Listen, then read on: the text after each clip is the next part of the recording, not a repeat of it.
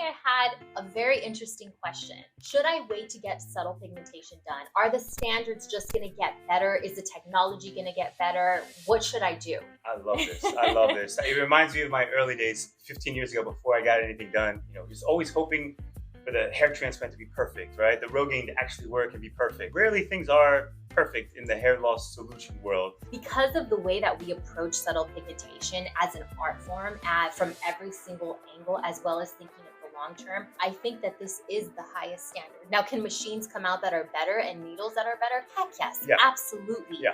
But will there be any sort of regret? Absolutely not. That's my perspective. I believe that we do it differently. We see We 100% do it different. right? I'm humble enough, and I think you are too, Yes.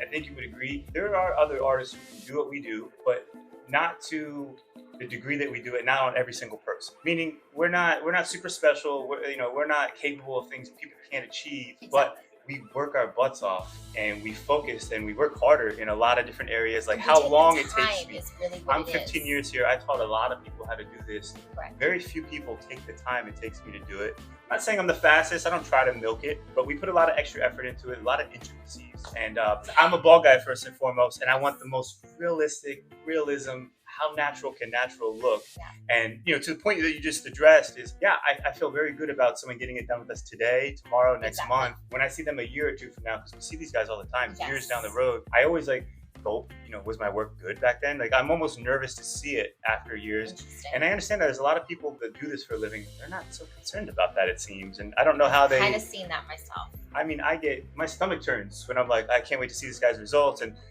almost every time I'm like, okay, satisfied. Like, it looks a little too light, it looks a little this, but, overdoing it is the worst thing any artist can do, in my opinion. Is overdoing it, meaning putting too much ink in there, and someone can spot that they have tattoo ink on their head. Well, I would take this even further. I would say that a lot of guys don't know what they don't know, right? That's why so many people, it's more comfortable saying subtle pigmentation is a scam. Oh, you guys just want to do more sessions. And we're like, no, we don't. We really don't. As opposed to thinking of it, okay, they have almost I would even say a futuristic way of taking this approach where it has to look natural. This isn't 10, 15 years ago where essentially people were so desperate to get anything and everything on there to cover the hair loss. Right. I think that we do have the higher standard, and I do think that more people are going to subscribe to what it is that we're saying and doing. But that's our hope. I mean, we're fighting for the ball guys out there. We want, 5, 10, 15 years from now, anywhere in the world, you can go and find an artist that caters to you, that makes this look as natural as natural, because it can be done. Yes. It absolutely can be done.